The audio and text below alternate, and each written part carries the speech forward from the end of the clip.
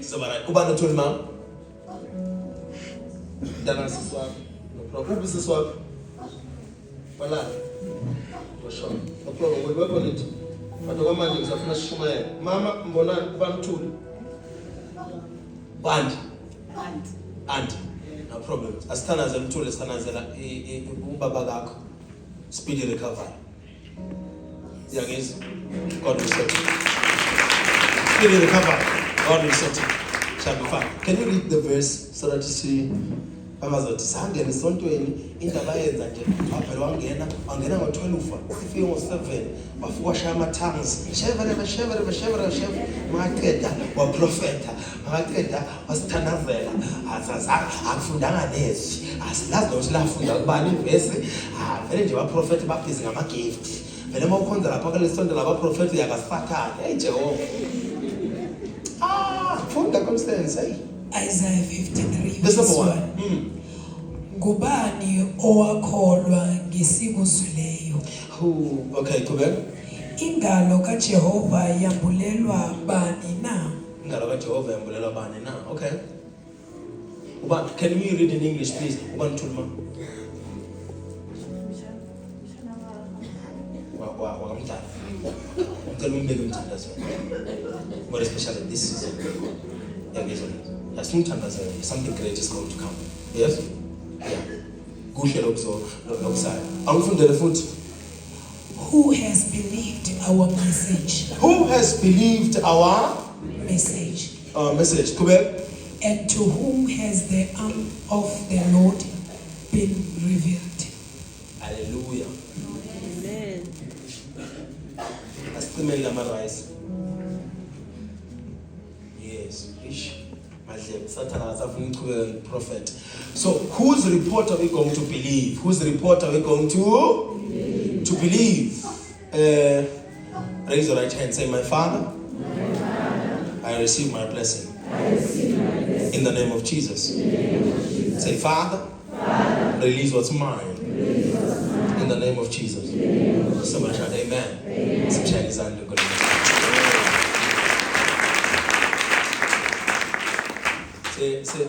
sebenzile ubaba ufuna sala kubuya mina manje siyamsiza Jehova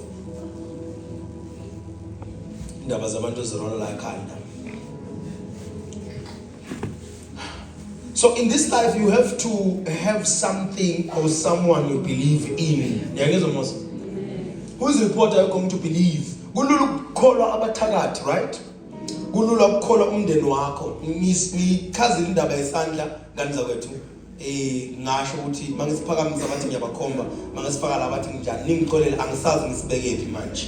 Ngiyangizwa mos. Bangibona ngisifaka ephaketheni akusingoba ngiyaqhoma angisazi ngisibekephi. Mangisithi bathi ngibakhomba kakhulu anginanhlonipho mangisifaka la bathi uqhomile uyambona uShumayela afaka isandla ephaketheni mangisibeka ngemuva bathi wangena umuntu omdala uyambona nabahamba soShumayela so angisazi ukuthi ngisibekephi lesandla so nokwenza ukuthi ubone ngisiphakamisa phinde ngisifaka nakuphi hayi ngoba Nkosi yami ngiyedelela angisazi ukuthi ngisibekephi ngiyazama lokushintsha kube yilesi ngoba bayakhuluma abantu ngiyizwa mos bayakhuluma so asazi ukuthi lesandla ngisibekephi so nangisifaka la ngisuke ngingasazi ngoba noma ngisifake la sikhuluma sikuphi sila ngoba ingqondo yami connected nezandla ngiyizwa kodwa ngikhuluma kahle into mangibeka so mangibona ngisifaka la ayikho into elama phakethe ama clean akunamuthi engibamba ngawo olama phaketheni ngiyizwa kodwa la akuna next ku fresh la ukuthi lesandla ngisazi ngisibeke ukukhulumeka ngcono yabona musi mangisebe ningibekezele ngiyizwa kodwa. All right, so in this life you have to choose ukuthi ukholwa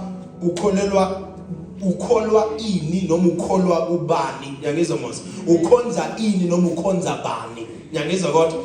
So kunama reports ozowatshelwa abantu kufaka phakathi nathi as abaprofeti ngiyangizwa mos. Everything we say and we have said is not final until you ask God. Let me say that again. Until you ask God. Esikshilo thina akukho final until you ask God. It is God that confirms the word and the report we bring unto you. I'm not saying be skeptical, but I'm saying the Bible tells you So whatsoever we have said to you is subject to change as long as you have uNkulunkulu umbuzi. So a great prophet by the name, I believe, is Isaiah, if I'm not mistaken. Why abomunye obeka inkosi kuthiwa uHezekiah nakafika kuye uHezekiel wamtshela ukuthi baba lo mbhedo ugibelayo ngobusawehla. Bible lithi umprofeti actually inkosi yabheka odongweni yathandaza yathi Jehova ngawusayikhumbula imisebenzi, right? Makaya kuJehova immediately akhuluma noJehova. The word of the Lord didn't go to Hezekiah. It's a story for another day. Didn't go to Hezekiah. It went straight to the prophet. Then the prophet was called back to the house to do what? To tell the man that spoke to God, right? So now I can prophesy you today. Let the prophet yona when ingajabulisi, take your matter to God.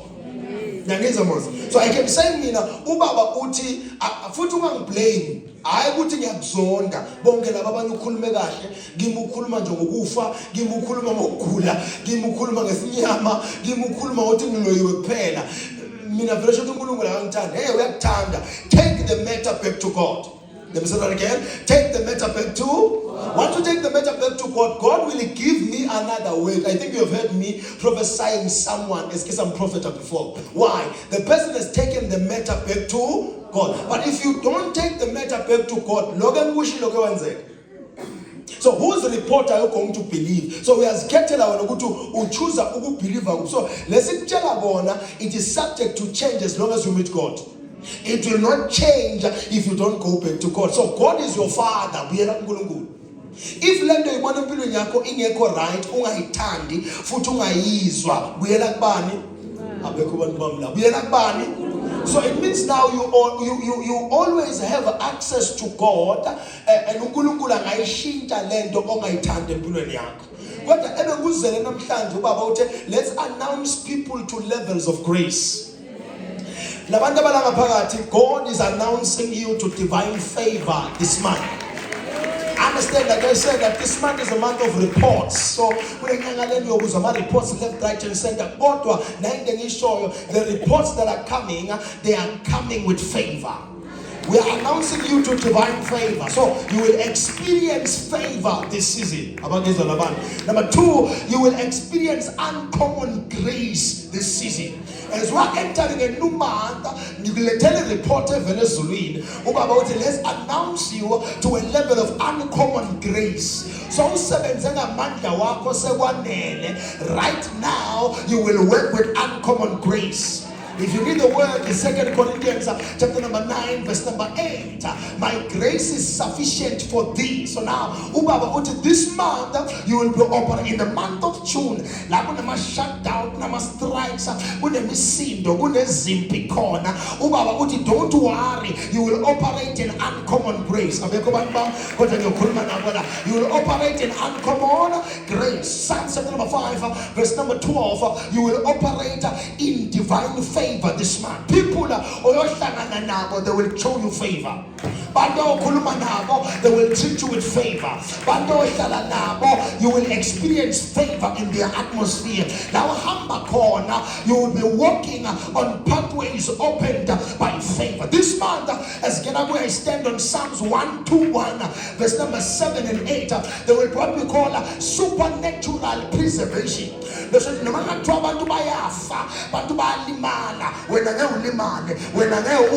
God will preserve you. God will protect you. Whose report are we going to believe? We always sit and say, what I wish I had people in this place.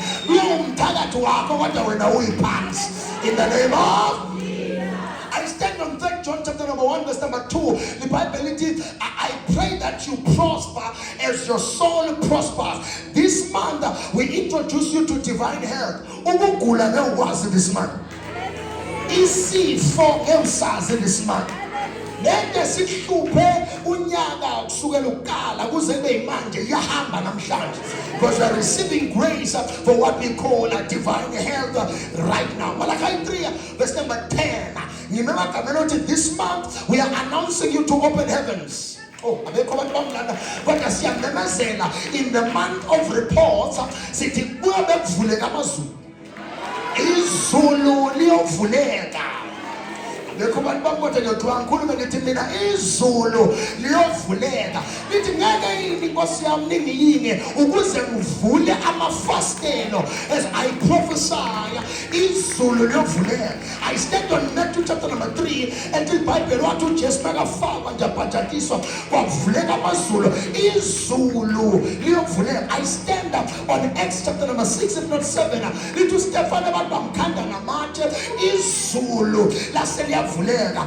Nawe ngisho kanjalo izulu liyovuleka. I stand on Genesis ethi Bible uJakob wathalele wabona amazulu avuleka wabona ingilosi zehla zenyuka. I prophesy to you while you are sleeping ngeuhlaseleke but izulu liyovuleka. You will have angelic visitations in the name of yes. Neke phela uthi wekunendoda ekuthiwa uEzekiel noma uHezekiah iBhayibheli lithi wathi emeduzane ahambe nabantu duzane nomfula ahambe nabantu ebekade bathunjiwe. Uthi I was in exile with those who were taken into captivity but I saw uthi asengibona kuvuleka amazulu.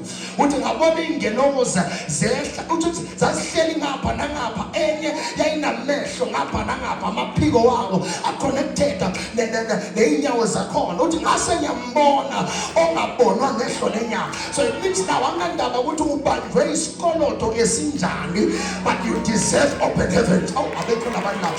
Mina the prophet I will tell you the truth. You deserve open heavens. Izulu liyovuleka. Angandaba ukuthi uhlaseleke kanganani uthunjwe nobani but when you have been under the sound of my voice siyakhona la khaya siyakhonza izulu liyovuleka. Izulu liyo. I stand on Jeremiah 33 verse number 3 this month. Njengoba singena June nje kuwesidala sobe sijamba nje namhlanje singena June ngithi mina Jeremiah 33 verse number 3 you are entering a season of answered prayer. I wish I had my people in this church.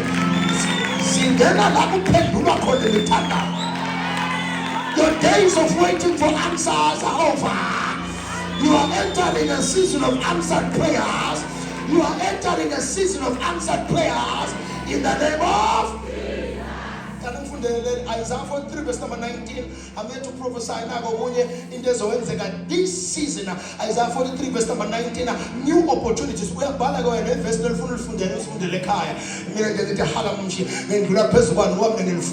43 verse number 19. New opportunities. Safa wenzinde yodwa. Safa ubasendaweni yodwa. Safa ubheka ezifanayo sa. Sonokuqalunya. Sonobaba uwendona uhlele endaweni awinda new opportunities.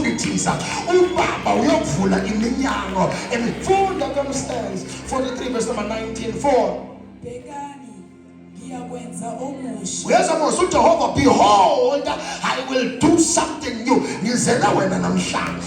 Angandaba ukuthi ubona izinto enjani ezindala. Mina mfundisi nesinyama makhuluma ngomuntu amabhadi khuluma ngami. The devil is a lie.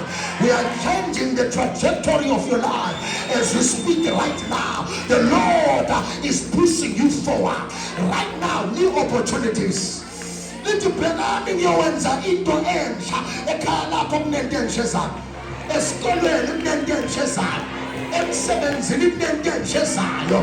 Ezimalini zakho kunento entsha ezayo. In the name of Jesus. Funda Constance lithi Bekani ngiyakwenza omusha. Uyachaza uJehova noma uthandazile noma wathandazi noma uyamvuma amen noma umvumo amen uthi wenza into entsha over your life. God will do something new. Bayaloya but God will do something new. But your God will do something new. Somebody shout, my God will do something new. Uba wenza into entsha this season banama. Noma ngathi imoto awunayo uyoba nayo. Noma ngathi awukwazi ukushumayela uyoshumayela. Noma ngathi amanje okuthandaza sekaphelile uyabuyisa ubaba. Noma ngathi awusakwazi ukumhlabelela umbongo uJehova uyokuhlabelela this season. Unless uyombonga ngani kodwa this season you will praise God. This season you will praise. Let's go kubeka. Kuyakuqhamuka manje. Angithi ngiyakwazi na. Yebo. ngiyakwenza indlela ehlani Uyazi ukuthi la engakake yaba khona indlela uJehova uyomekisha sure ukuthi iba khona. Akithi kusho wena uthi mfundisi sengifike ku dead end. Bathe ngiyagogoda bavuli ngiyacela bangiphi ngiyafuna ngifumane uvalekile uthi bheka-ke mina Jehova ngiyowenza indlela entsha. We prophesy a new pathway right now. We prophesy a new pathway right now in the name of. I'll say this again ngoba abanye bayaqala ukungibona ngamza kwethu anginako enginganikeza kona. Anginamaswayinyana abomvu or ablue noma ikhandlela eliyelo oyohamba nalo noma indophi or uyabona engikwenza manje yilo kwenza abantu bafakaza mawungamemezi manje mawungamvumi amen manje masingavumelani manje lithi ababili bangahamba bangavumelani na athi Amos cha so funa manje sivumelane la singakathandazelani funa sivumelane la simemezela khona sangavumelani la noma ngakuthandazela ngekwenzeke next. God is doing something new. Kodwa baba akwenza kusha kodwa uvula indlela ehlane lakho uvula indlela ehlane. That's God. Abanye bafuna uku-applyela amakari ka-finance babeloku ngi-apply kuyana ngi-apply kuyana abanye solo balinde lama-RDP kuze kube yimanje abathole. The devil is a liar. Ubaba indlela uzoyenza ubaba indlela uzokhona ufuna umsebenzi solo kuqalela umnyaka uyafacea ufaka ama-CV left right and center kodwa solo bambize ngithi mina after this online prayer oh the devil is a liar man ngithi after this online prayer ubaba uyoyenza indlela. They will call you this season. They will call you this season in the name of Amos 9 verse number 13. Umsebenzi wami leyo kanza kwethu lokho engikwenza manje akukho kunye Nkosi ngiyafisa nami kube kumbe nginameva enganinikeza wona anegazi lemvana manje anginawo ameva nginoJesu kuphela nezwi lakhe elikhalipha nhlangothi zombili yakehlaba lehlukanisa sifunda lona manje siyamemezela. We are prophesying the word it becomes fire and a hammer over your life. Lezwi liyashisa baba phezu kwaloko liyashaya njengehamla. It will break every yoke and shatter every rock ebekwe empilweni yakho. Mangabe itshela elalibekwe ethunena la Lazaro lasuswa ini engabamba ukuthi lingesuswa leli elivalele wena. The devil is a lie. Lazarus was dead. You are still alive. Whatsoever bayibeke ethuneni lakho iyasuswa namhlanje. Abantu babuphila babona uvela in the name of Amos chapter number 9 verse number 13. Funda kani izinsuku ziyeza yes usho uJehova lapho olimayo eyakufica ovunayo kaba kubeka nonyathela izithelo zovini ohlwanyela imbewu. uyabona nje kulo June yakeza mos uyaphuma nenhlanhla ungazi ukuthi sekuphela inyanga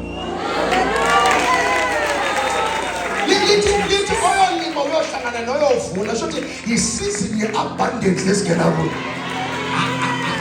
Whatever investment you have been having, so long I yield the result. I prophesy as a prophet, it will yield the greater results. It will yield the greater results. It will yield the greater results. In the name of Jesus. James chapter number 1 verse number 5. Uncommon wisdom. Bayibuza labantu ukuthi akafundanga nje. Kodwa inhlakanipho engakuyithatha. Uyithola kuJehova.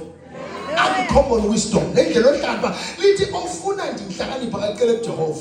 So namhlanje nokusila sizele zokutela inhlakanipho kubani ukuthi uncommon wisdom. Lendlela ohlakanipha ngayo uyohlula ngisho ukhathana eqobo lwakho. Ngeke bakwenze ne. I pray and I prophesy the same wisdom upon Solomon is resting over your life right now. Wisdom that Solomon is resting over your life right now. In the name of 1 Corinthians 15 verse number 57, the Bible lithi victory ongayazi. Victory on every side. Yabona mina ngiyakwazi unembe ekhaya, unembe emsebenzini, bantwana basempina, imali, ubungane nabangane, ukuhlangahlangene ukugangene, kodwa mina I'm prophesying victory from every side. Victory from every side. Baze bayibuza bathi unqoba kanjani? Bathi ngihamba noJesu, ngihamba nengadlangala, ngihamba noJehova Sebaoth. Yonke babayisusa as long as balwa nawe uzonqoba this season. As long as kuliwa nawe, you will be victorious this season in the name of Deuteronomy 8 verse number 18. Deuteronomy 8 verse number 18. Yabona indaba ukuthi ube ngumzalwane ungabi nayo imali yaphela namhlanje. God gives you grace to generate wealth. uNkulunkulu usinikeza amandla okugenerate imali. I prophesy as your prophet. Am I not your prophet? I'm saying I prophesy as your prophet. There will be financial increase of your life. There will be financial increase of your life. In the name of Joshua 1 verse number 8. Ngiyamthanda uJoshua awufunde lapho. Joshua 1 verse number 8. Kingdom prosperity. Kingdom prosperity. Kingdom ayihlanganise holiness nenhlupheko. Ungathi uhole ngoba uhluphekile. Ungenzeka nje Nkosi yami ngithakathi. Ngenze kunenhliziyo embi. Ulindele imali. Into ekwenze waba right ukuthi awunamali. The day yoba nemali lasokubona khona ukuthi ukhohlakele. Ngoba kulokuziphindiselela. I prophesy kingdom prosperity. Yonke indawo yinyathelo yoyibusa wena. Joshua 1 verse number 8. 4. Le ncwadi yomthetho. Le ncwadi yami. Yabona ukuthi ngeke uphumelele ungalazi iBhayibheli. Uyafundela phela iBhayibheli. Kubeka kusense bazo bakwathi. Le ncwadi yomthetho ayikasuki emlonyeni. Ayikasuki kubi. Emlonyeni Kubeka. Kepha wozindla ngayo imini nobusuku. So emlomeni nakuphi? Okay. Ukuba uqaphele ukwenza njengakho konke okulotshwe kuyo. Asingicabanga kuphela sikhuluma kuphela bese siyenza. Bese senza njani? 3 dimension of operating in the word. Kubeka ukuze kwenzekale. Ngokuba lapho uya kuhlahlambelisa indlela yakho uphumelele kahle. Uyazi ukuthi uyophumelela kahle this season. Awuphathanga muthi, awuphathanga siwasho, awuphathanga ngelezi, awuphathanga mbiza, ngegama nje likaJesu siyaphumelela. Ngezwi lakhe siya. Psalms 128, bhala phansi, verse number 2. Psalms 128, fruitful labor. Fruitful. Ayikho into ebuhlungu kanti zakwethu mina bengithi ngizama ukwenza ujeke. First time ngenza ujeke Mr. Hleko idombolo kwabanye. Anenza ujeke ngafaka lapha ma yeast yangakhukhumali into yathi nje ngiyakubuka. Yaba yirabha into engayazi. Ngathi yadlala lento ifaka ebhodweni injalo. Kumbe amanzi ayokhukumalisa. Yaqhubeka yaba yirabha injalo. Ngathi asengizwe itest ngithatha ama slice awu3. Yaba yirabha ngiyihlafuna. No. Unfruitful labor. Unfruitful labor. Only to find that imsebenzisa uflower or wrong. Only to find imsebenzisa uflower njani? Ngithandazela ama mistakes Nkosi yami. May you not make costly mistakes this season. Ayikho into ebuhlungu nje ukuthi imali usuyifakile bese kuthiwa lento ngeyisebenzi. Wafaka ingqondo yakho isikhathi sakho wazimisela kanti lento ngeyisebenzi. Uthola ukuthi usebenza nama-scammer, usebenza nama-con, and the devil is a lie. We prophesy fruitful labor this season. Yabona manje isizini yakho yokuskema isiphelile. Isizini yakho yokudliwa imali isiphelile. I prophesy as your prophet, fruitful labor this season. Yabona indaba yokusebenza ku-standby no-overtime kodwa imali inga-edwa iyaphela namhlanje. You will be paid for the overtime yakho. You will be paid for the standby in the name of malanga okuhlehla sekaphelela ngisebenza nje ukusebenza bese ngisabhali bathi hayi ngowabhalela ama-hour 4 hours wonke ngambhaleli. The devil is a lie. So namhlanje la uyosebenza khona they will give you more. Double for your trouble in the name of Jesus. nako kunye profitable relationships. Proverbs 13 verse number 20. Ngiyakuthanda ke lokufundisa ngawo. Proverbs chapter number 13 verse number 20. Profitable relationship. Ukulwele this month ukuba nama relationship bangafana bathu selfish. Awuyeke kuba ngikukhulela ngoko. Awuyena ukhonze ekhaya isikhwama sokupakisha. Semazi ukhonze ekhaya. Isikhwama lesi sokupakisha lesi sinjanjani noma singanethwe impahla ezingaphakathi ziba grand. Yebo awuyeke kuba ukhonze ekhaya. Ngizwe mos awuyeke kuba ukhonze ekhaya uthwala yonke into. Khonze ekhaya mazambana angena, semende uyangena, gathulos uyangena, uthayi bangena. Funda lapho consensus. Awuwachoose kahle ama relationships akho abe profitable. Abe funda usazofunda. 13 verse number 20. Ohamba nabahlakaniphileyo Wenza njani? Uyakuhlakanipha. Uyayizwa lento ukuthi ohamba nabanjani?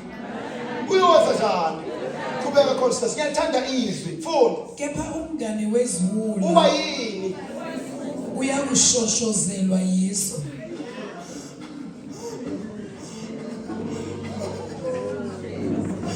Angazi nakhona othi uyoba izula. Bathini consensus lapho ohamba nani? Ba fast bazana lebala sonke. Bayibamba phezulu. Ohamba nabahlakaniphileyo Uyowenza njani? Uyahlakanipha. Ohamba nani? Kepha umngane wezulu uyakushoshozelwa yiso. Uyabona ngeke uhambe nabathakathi ungathakathi. Ngeke uhambe nabantu abadayisa umzimba ungawudayisa. Ayibekela abantu. Ngeke lento le noma ngathiwa manje kusayenze kodwa lithi le Bible shoshozelwa. Shothi they will insinuate the idea until you succumb to it. Then izokwehlulekisa. Izambane lelodwa elibonile lenze njani?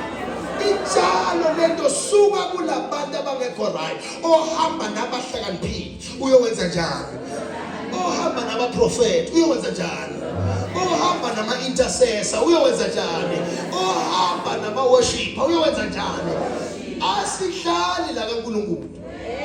Tabona uhamba nabantu ababandayo mbo basebenza emotionally even nasesontweni nabahleli duzane nawe bawuthandaza bathi kahle sisi kahle bahlalisa phasi bayabanda mbo labantu uhamba na ama-ice cube ama-iceberg uyahlatshelwa bahlabeli babe yobakhomba abantu suka duzane nalo ngoba uyobandisa nawe. Noma ungathatha ibhodo minister elisuka estofini walithatha walibeka la nama-ice cube khona kuyomelithametha ngoba ice cubes kodwa umshibo nebhodo kodwa kubanda. Noma ungahlangana nomuntu ushisa kanganani wahlala naye isikhathi eside umuntu obandayo uyogcina ubanda. Profitable relationships this time around. Mangifuna imali angihambe nabantu abafuna imali. Mangifuna umsebenzi angihambe nabantu abafuna umsebenzi. Awudinge isiprofeto kuloko. Ngifuna ngikhulume nami nizenike. Mawufuna imali hamba nabantu abakhuluma ngani nimali. Mawufuna ukuwaste isikhathi hlala nabantu abafuna ukwenza njani. Usumbashele njani kangaki nje ufilmoni? Umbashele kamereni. Yena sona akayitholi lento ayifunayo. Habe lokubiza ku-order kuhle ko-Uber Eats. Nawe uyaya awuyibona lento ayindawo. Ohamba nabantu abathanda ukansi naye uyoba.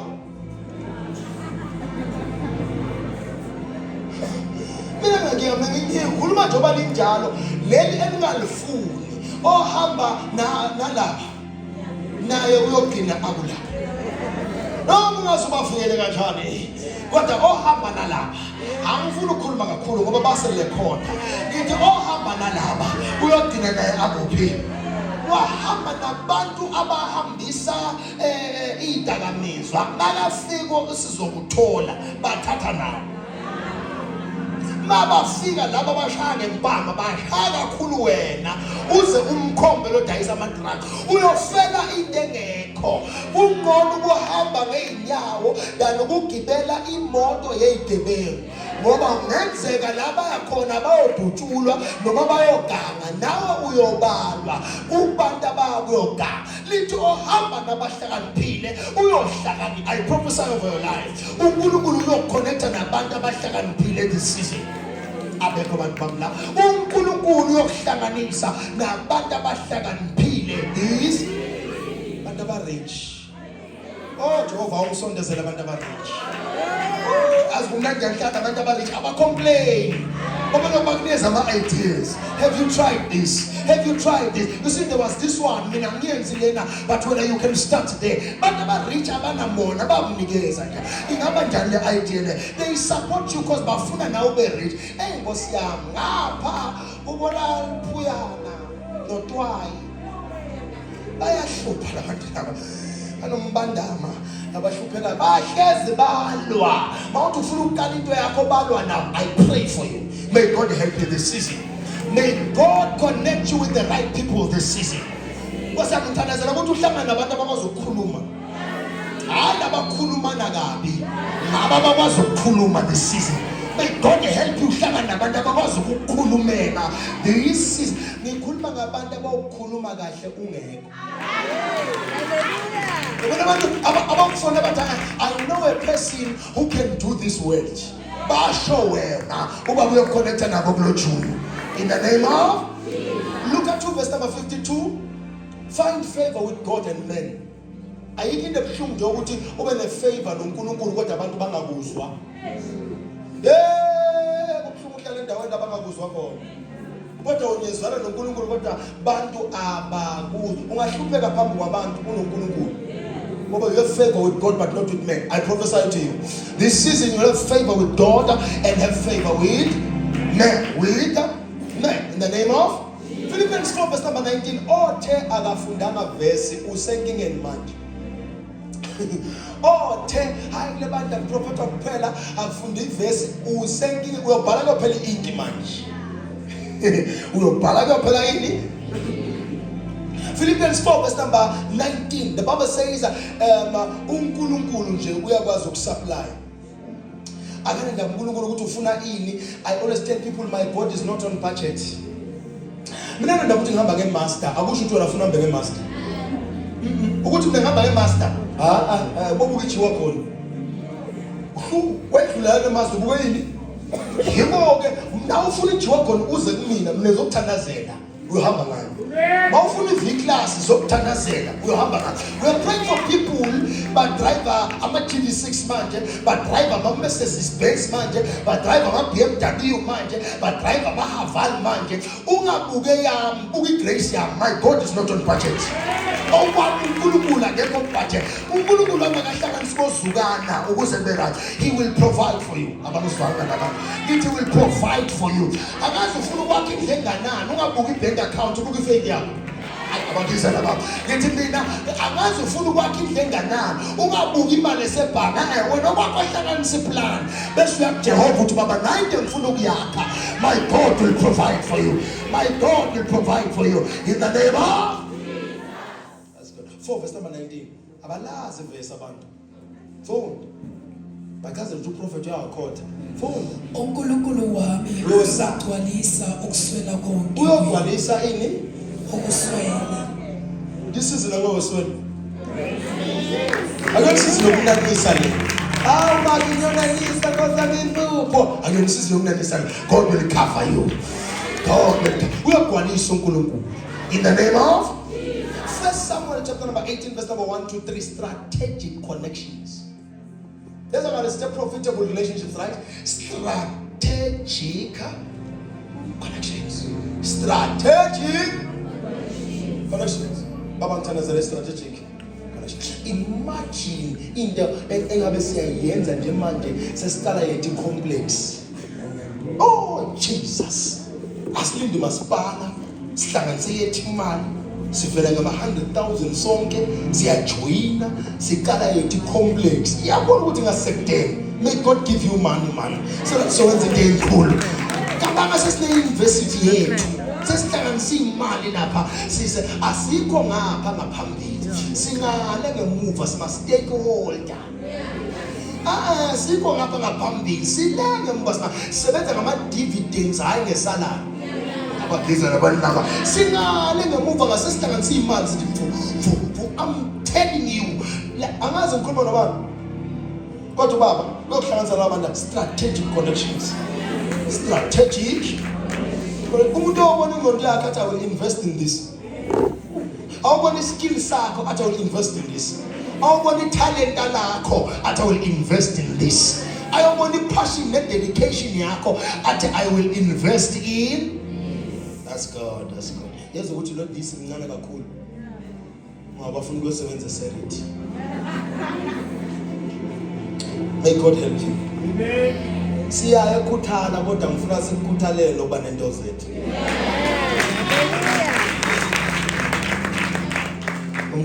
Ngena nini ekhuthala mfundisi yeka lento yenzayo.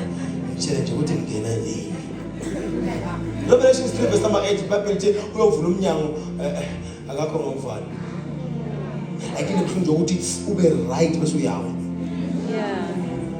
Mina ngithi kungcono ukuthi ngihlupheke bese ngiba right. Ngishone seng right.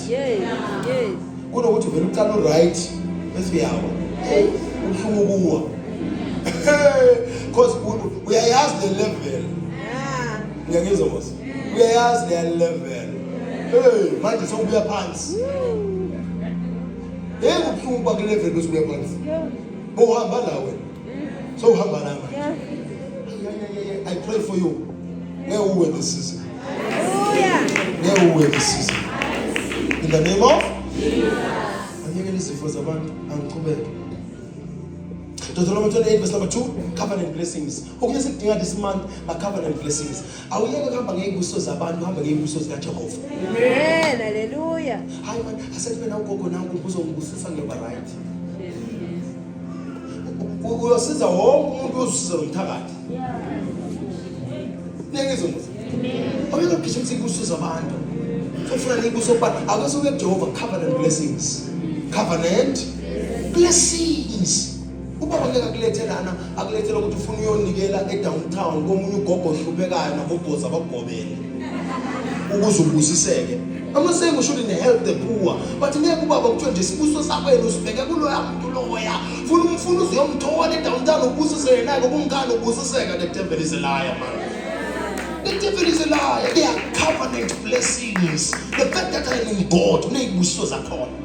Ngoba ngikuJehova, the fact that you are khonza kuneyibuso Joseph, I'm under the covering that Jehovah. I believe in Christ, so there are blessings that comes with you believing in without giving, without usayakanika nje kubantu unesibuso sakho. Isaiah chapter number 40 verse number 31. Ish lana bengadubela kancane kodwa Jehova awufunde lapha, strength for every assignment. Ngikhathele bo. Tamnende ngilimaza ngabazalwane beyisuku zokugcina bakhathele. Hayi bakhathele shema. Uzo noma bathandaza. Yela ndaba sabadelaza. Nikhathele shema. Funda. Kepha abamethembayo uJehova Uyobenzani? bayakuthola amandla Bawuthola amasha. amandla njani? I pray for the strength. Bese bakhathele abantu abasha. I'm telling you. Bakhathele. Ntombi no Jesu. Ubona ngisho babiza ngani? Zikhona intombi ezinoje ubona nowabeza. Bakha. Izandla bathi 1 2. Bakhathele. Ayikina mhlawumbe uthi ungabe ne strength assignment yakho. About you watchmen, what you feel out of. The Lord has called you to be a watchman, but to talk about I'm called to be a watchman, man of God. But I'm going to tell you about Tandas. Who passing with you 4. Omunye wes ufaka isidoko phinda faka nalama earphones okulala. Yabona la avela anamathele la. Ngathana insimbi. Angeke ezongisho se uyoze sebamkhuthuza bathi hey khwesha sifuna umbhedi. Lo muntu uvela ulalela ukuthi vela ngifuna ukuzwa what do you watchman? Abatshela abantu abe watchman. I-watchman lokubanda kanje ngo-12 yathandaza. Because they are watchman. Angithola ukuthi ubizwa ukuthi uhlala buthawa. Thina sibasa mbhoshongweni kodwa ngo-11. Ngubho mbhoshongweni kuwo emaphusheni. ngoba bekungcono ukuqala ngoba besidle emaphusheni manje ibudget ishayina lapho basiphekela amasinele besidla amasitele manje akusadliwa sebasigijimisa kuphela nje ngomkhonto ofuna ukusibulala akusadliwa amaphusheni angazi ukuthi ma-watchman anjani alalayo. May God help us. May God awaken the church again so that the fire burn even in our houses. Ayikho ebuhlungu nje ukuthi umuntu siyamazi ukuthi uyi-intercessor kodwa u-intercede makabona thina u-intercede makunabantu ekhaya intercession ayaziwa strength for your assignment. Imagine from a prophet ngiyazilambela angina strength. Wednesday bengishumayela, Thursday, Friday, namhlanje so ngisho kusasa ngoba namhlanje Saturday sasa ngina2 ama-service ngiyobini ngishumayela kabaka kube nkosi yami angina strength sathi ngakudala ngathi bro kribazalwane sizoza on a Wednesday bese siphinde sidibana on a Sunday ngikhatheli. I've seen people doing that. Abeka ama-service but no bazalwane abese sithi ku ngiphisa kancane uJehova kabaleki sizomthola na Sunday. Kwenza ngaleli akanaso strength sale assignment. Akanaso strength sale. Pray for the strength say assignment yakho. Baba nginikeza strength sasa because we can pray for you, you can open a bakery kodwa kube ne challenge. Kodwa kube nani? Kube ne challenge. Why kube ne challenge ukuthi bele bakery kufuna ubhake into eyodwa efana irecipe A1 for a long time. Yazi bora njani lento leyo? Umnandi belo experience amawubhaka angikwazi ukubhaka kodwa ugogo room uzomfundisa. Ngiyangizwa kodwa angikwazi ukubhaka kodwa ibhlungu lento kwenza into eyodwa awukhona noku-experience but ama-customer athi ngifuna nje naligwinya nathi ubathi hayi no elami ngifuna ukulifake atsha bathi khase kahle-ke lakho lapho lona sifuna igwinya straight asifuna ulifake anything bekuthi if ungenaso strength sale assignment singakuprofetha ungayiyeka lento uJehova kubizele yona. It's tiring to be a leader of a ministry.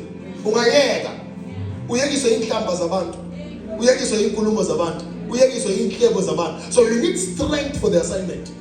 Ungayeka ukuba worship esontweni ngoba kukhona ohlabela kangcono kunawe lapha phansi kodwa akusona isikhathi sakhe. Ayeka labantu kodwa akusona ini ungayeka kuba i-intercessor esontweni uthi lead intercession uzumthandazo womunye ushisa wena. Yabona lapha phansi othandazayo akhipha umunye umthandazo uzwe nokuthi hey uyathandaza lo muntu uzumthandazo ushisa wena ukhethwe wena. The fact that you are in the forefront, it doesn't mean you are more powerful or more wise than the people abahleli phansi. It means uNkulunkulu ukhethe wena wakubeka ngaphambili. Ukho naye lo lapha phansi uyophinda phakamise uJehova ambeke ngapha but kwamanje kusenawo. I-question ithi makunawe ushiyana. Akusiko ukuthi sifuna ukwenza kangcono. Sifuna ukuthi igama lethu kule next generation lingesuka. Funa ukuthi nozofika asho ukuthi uyazi le simile lana kodwa uRoli Hlanhla Mandela wasivulele. Nyangizwa boss, that's what politicians do. Lento esiyenzayo sibamba ivision kaMandela. Why? Le gama laMandela limile and lenta yenza akakho okhona kulomhlaba oyisula. Now ngifuna wenze kanjalo. When you're given an opportunity, shaya ungazuthi there is no other day you'll be given the opportunity. Why? Funa kusale kwaziwa ukuthi kume wena phambi kwabantu. You can't be given an opportunity bese uyitreat ungazuthi umdlalo. Akona umshuba amakanda lo.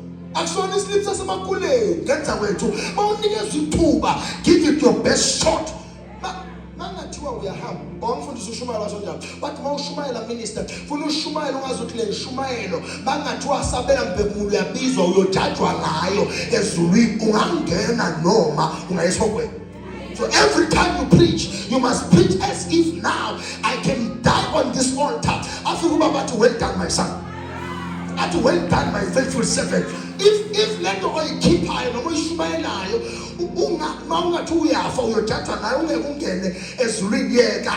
If lento ihlabelayo bangathoyo join ama angels ezulwini bangavela bathi kha lento ihlabelayo yikho Nkosi yami uzikhiphela indafu ushona le ungayihlabeli lento khipha into wazi kahle ukuthi as I am worshiping on earth there are angels oglaya manthaka yakho.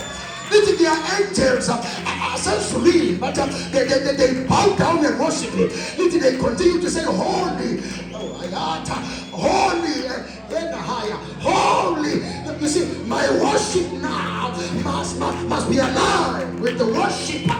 because we are worshiping the same God.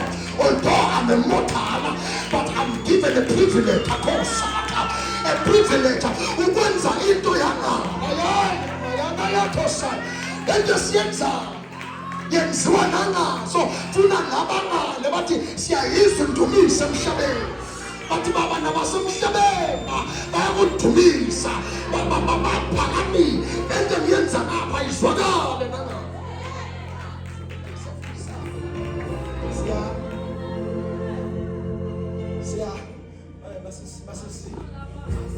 uyahamba nala emkhoneni. So lento yenza ngapha noma uyathandaza lithi iBhayibheli sinoJesu who is interceding for us.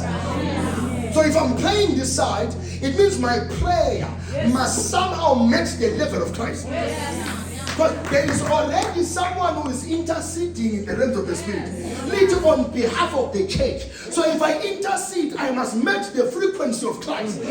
So my intercession now must match I'm not matching someone in this church. I'm matching someone in the level of the Spirit. If umthandazo wakho ungawulumbanisi nomthandazo kaJesu useyakatala ukuthandaza. So the reason umthandazo ufuna ube balanced ukuthi nalo engimaziyo ukuthi uya intercede owakho umthandazo ubalanced.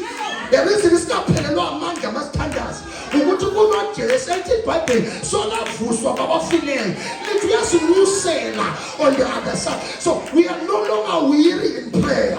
Because sijoyina kule level kaKristu.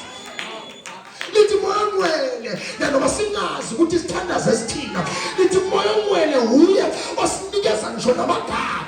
Sikhuthazwa, you can't be linked with the Holy Spirit and fail and be feeble. The devil is a liar. If unenkinga nabazalwane yileyo. Finally giving. When you are giving, you must match the level necessary. You must have a parents come on giving. Got a little wine and daughter Nayaki, you call your little one Nigela ngayo. Jesus Christ. So when I give now, I shouldn't just look at what I have. I should look at what yena wataneyodwa wakhipha kodwa kwagcwalisa una madoda namanje ngoba akayinkomboshelanga eyodwa. So if I give on earth, I must trigger heaven. Kuthiwa Cornelius umthandazo negiving yakhe has matched the frequency of heaven. We are sending help from on the other side. Lithi inshumayelo negospel will enter into the Gentiles because of a prayer that matches the offering of heaven. So kunelevel ufuna ungene ukuthi Stefan bebamshaya emhlabeni wasukuma uJesu ezulwini. Ngoba the level ebekakuyo kamoya yaseyimetha ilevel yabantu basezulwini. Father, keep me pure to that level. Keep me holy to that level. Uze uthi bangidibane nepraise emhlabeni ngingasunyelwa umfundisi. Ngasunyelwa abazalwane. But phakama uJehova uthi ibandla laseDamaseko wathi uSawula namakhunda okuhlasela phela phaya. Lithi bese keyakhona lithi asasendleleni. Ngoba le bandla laseDamaseko nalimethe ibandla lisezulwini lithi kwahla uJehova uJesu ezulwini wathi Sawula ungihluphelani. They are matching the standard of heaven.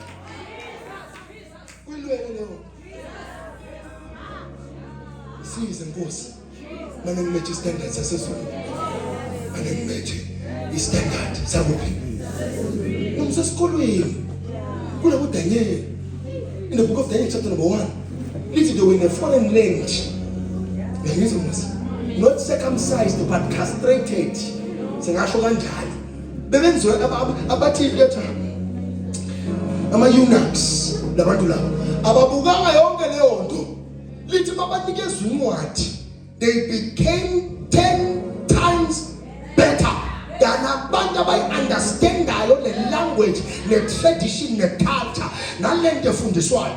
Uyakwazi ukupasa imodule ifundiswa i-Indian uyi-South African. Ababiza nabantu.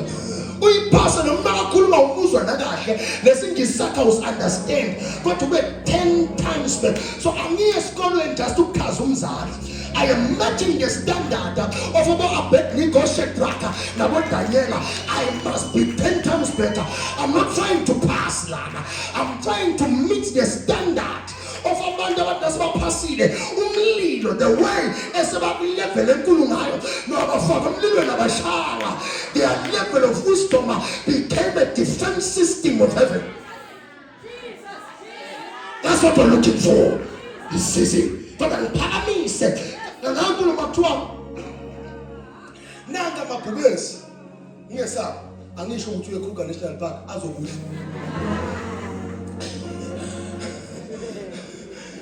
uDavid wathi wabulala ibhubesi. Ukuze uyothola ama accolades. Kodwa uDaniel wathi wahlala nawo. Kanti uNkulunkulu uyaziphikisana, akasiphikisa amasizini awafana. Bantu abafana. Ungenzeka kuwe kuzothiwa nika umthakathi wakho ukudla. Kodwa kimi kuzothiwa umthakathi akangaphili.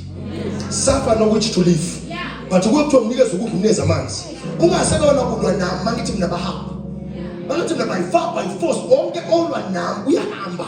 Ungabi nami ngoba kimi uthi uJehova othinta wena uthinta ihlo lami. So angazange uthinte mina vele uthinta inkemba yasezulwini. Ababhizi ngawe kusho mina namhlanje. Siyawukala uJumo ukuthi impilo yakho iyaphela. In the name of